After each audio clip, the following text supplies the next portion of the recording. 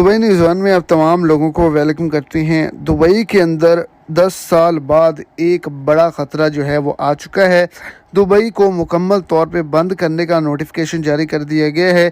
Dubai, Sharjah, Abu Dhabi और दीगर जो नेशंस हैं, दीगर जो स्टेट्स हैं, उनके अंदर भी वार्निंग जारी की गई है। तो वीडियो की तफसीलात को जानने के लिए वीडियो को एंड तक देखें ताकि आपको तमाम डिटेल की अच्छे से समझ आ सके। और अगर इस चैनल पर आप फर्स्ट टाइम हैं तो लाजमी से चैनल को सब्सक्राइब करें, वीडियो को लाइक करें और अपने दोस्तों तक इसको ज़्यादा से ज़्यादा शेयर करें।